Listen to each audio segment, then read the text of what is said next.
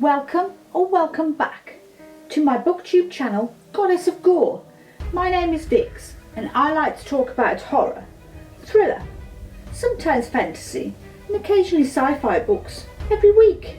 Now, as you can see, I have a couple of massive stacks of books at the side, and this is all the books I bought in February.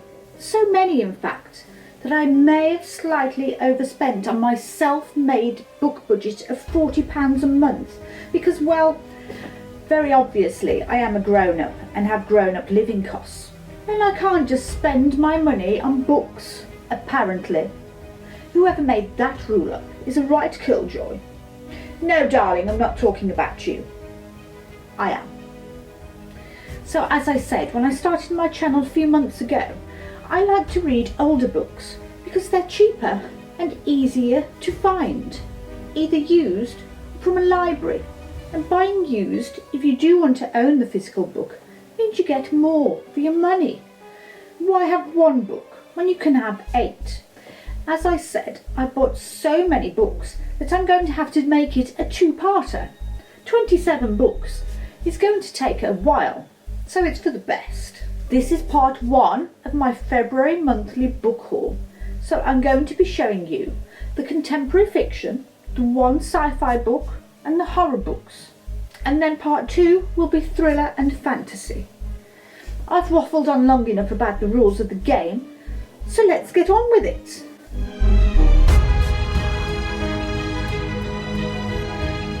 Before I start, I would like to say that when I go into charity shops, I always give extra money as a donation, and that's where my book budget does go.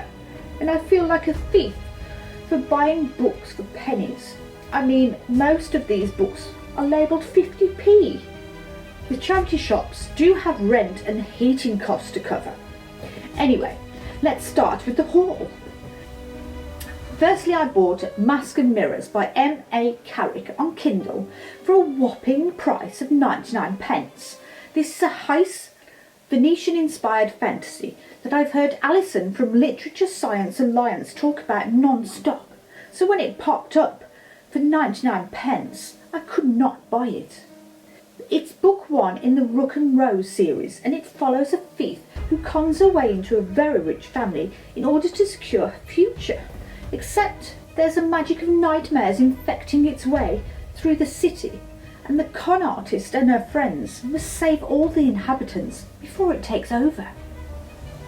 Now, Whistle in the Dark by Emma Healey. This was 50p. This is a book about a mother whose daughter went missing for 4 days and turns up bloody and bruised with no apparent memory of what happened.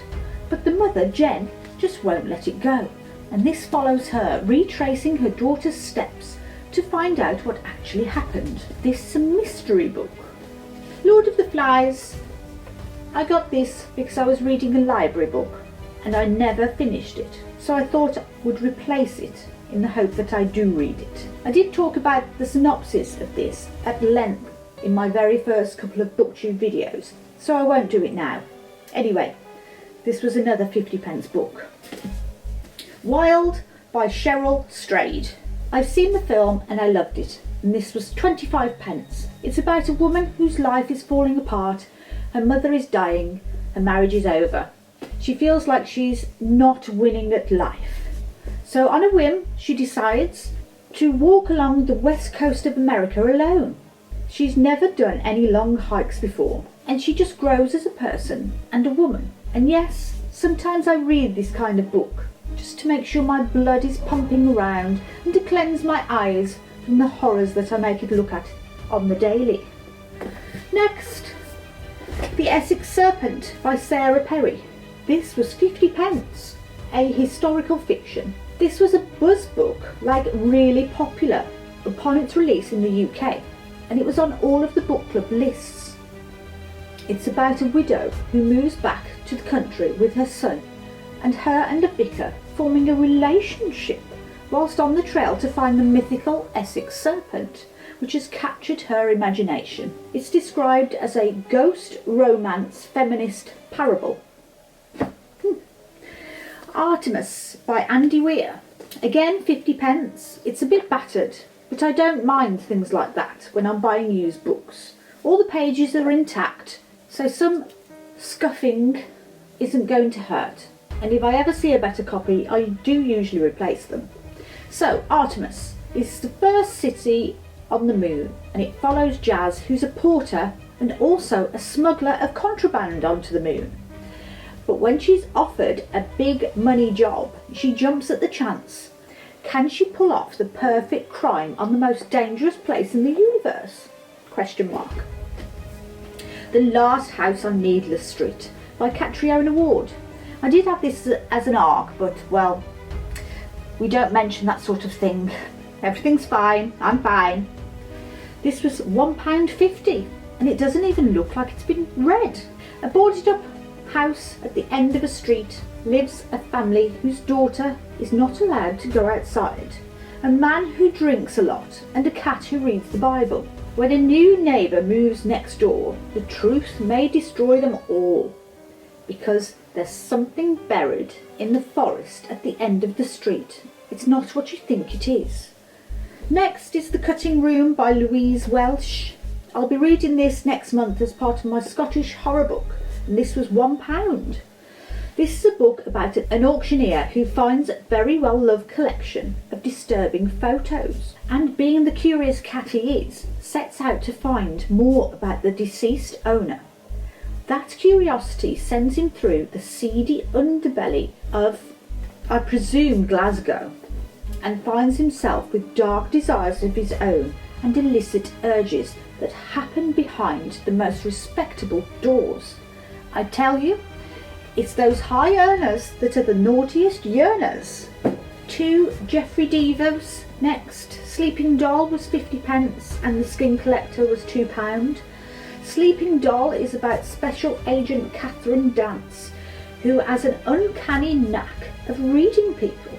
So when she interviews life prisoner Daniel Pell to find out why he murdered a whole family bar one little girl, and then he escapes, she has to use that knack and every clue he gave her before he gets to the girl, who they nicknamed the Sleeping Doll. I don't know. Sounds weird, but I got it because of the author. The Skin Collector is a Lincoln Rhyme detective book number 11 about a tattooist who tattoos with poison instead of ink and left the words "the second" on her skin. They find a scrap of paper that is connected to The Bone Collector, which was one of Diva's previous novels. So I guess you have to have read that book first, which I have not. And then finally, 2 Stephen Kings, 25 pence and 50 pence. Full Dark, No Stars is a 4-story collection about retribution, a murder confession, a revenge plot after being left for dead, a cancer-ridden man makes a deal for a life extension, and a wife's uncovering of her husband's secrets in the garage. They all sound so good. He can write short stories so well. I don't know why he has to write those epic tomes.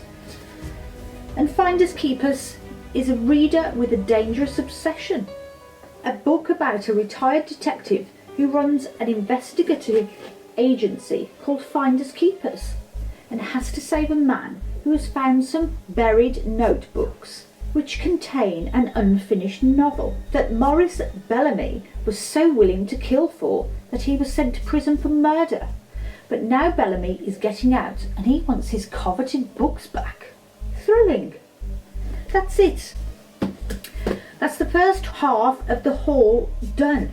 Thank you so much for watching. Join me again next time when I show you the rest of the haul. And remember to tidy your bookshelves. I can see they're all out of order.